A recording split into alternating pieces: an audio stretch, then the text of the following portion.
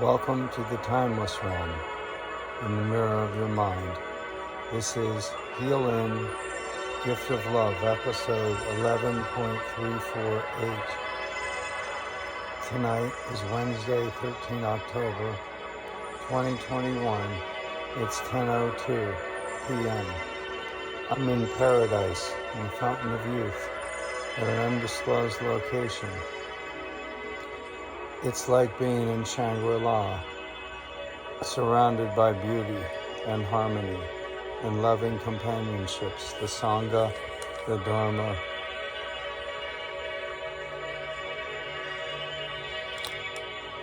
and the Guru lineage celebrated. We exist on the battlefield of life.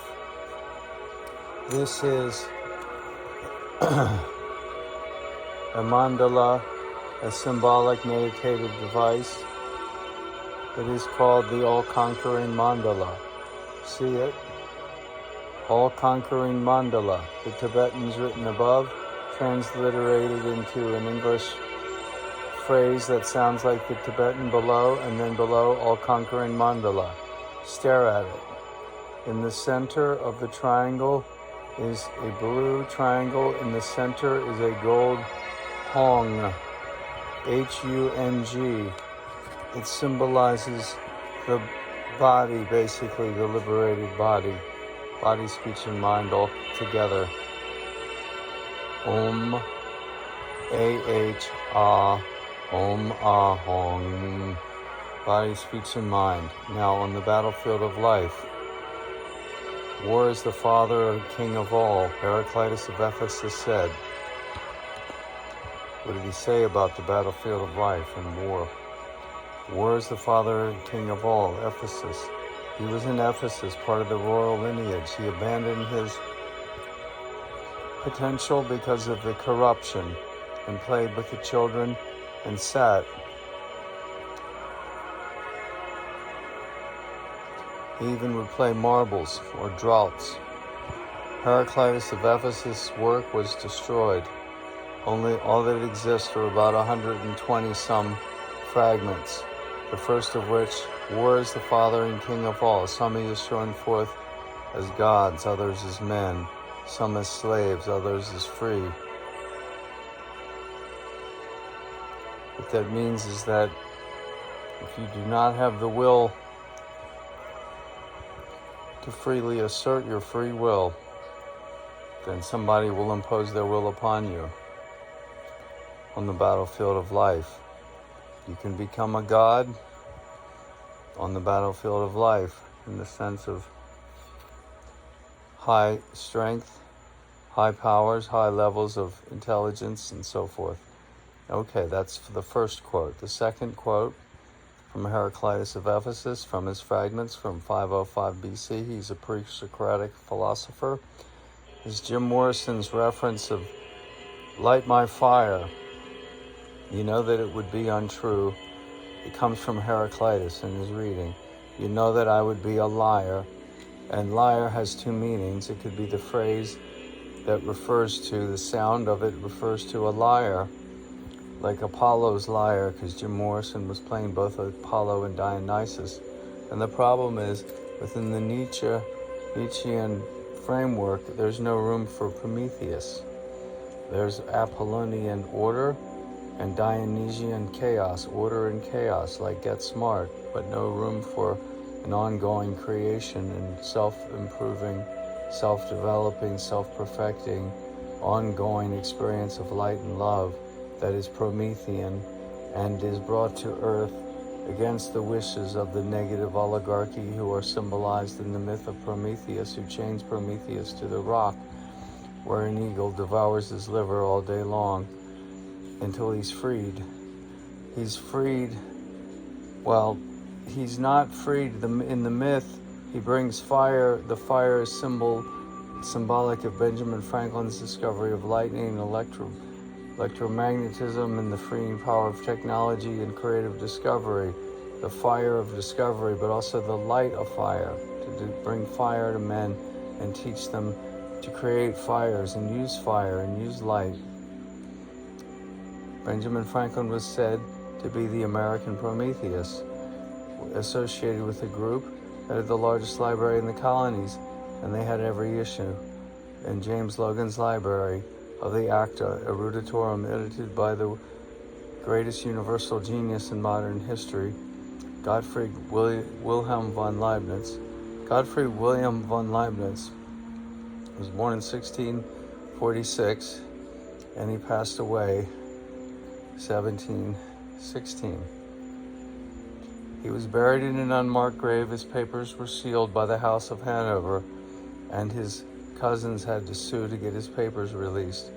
They're so extensive and on so many subjects, it's like even beyond Immanuel Kant and foreshadowing Einstein's relativity and disproving Newton's idea that space is a void filled by nothing, because Leibniz said God would never make the universe in a way that there would be empty spaces. Everything would be filled, because this is the best of all possible worlds, because God created it. God is the ultimate necessary and sufficient reason for why there is something rather than nothing. That's the question everybody needs to ask. Why is there something rather than nothing? Is there a purpose? And I say yes, it's a hypothesis that needs to be tested. It needs to be testable. It's a hypothesis within the scientific method needs to be self-consistent, as concise as possible, relevant to the subject at hand, have explanatory and predictive power, and be testable. If it's verified as it's tested, then it's a confirmed hypothesis.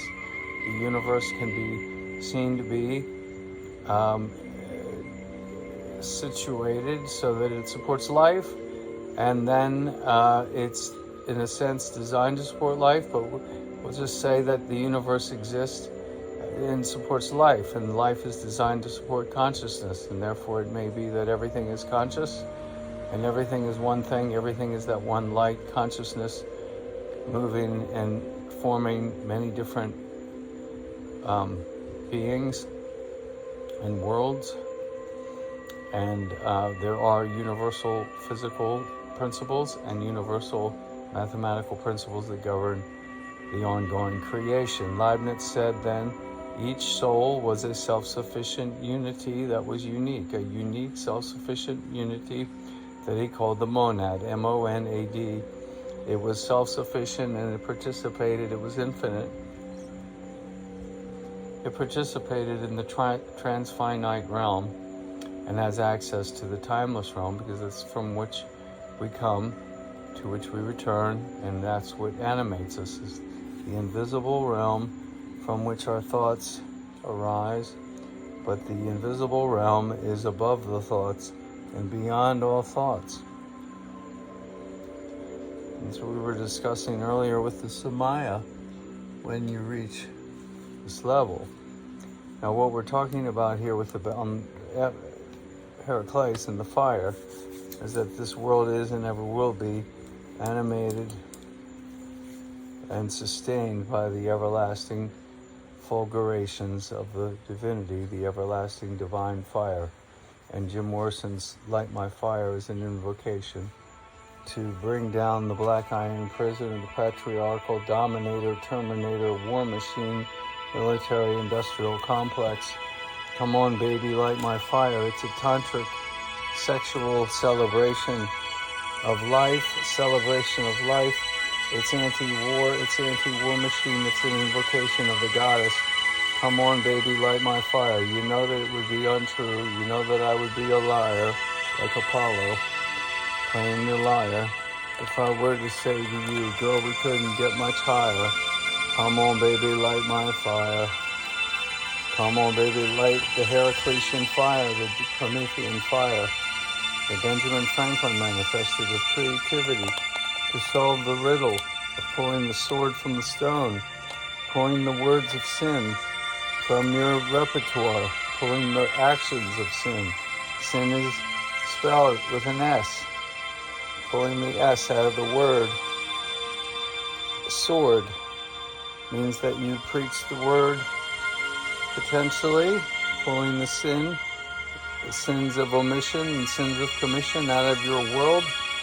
You can preach the word, which is that man Every man and woman is created in the living image of the Most High God, the mind of clear light, the great perfection, an ongoing harmonious creation with which we are animated and purposed, and we were promised, and we promised to do things, and we were given our destiny, and it's all according to divine law.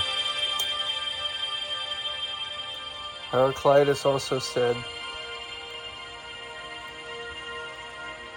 Aeon, or time, the Lord of time, the Lords of Karma, Aeon, A-I-O-N in the Greek, is a child at play with marbles or droughts, D-R-A-U-G-H-T.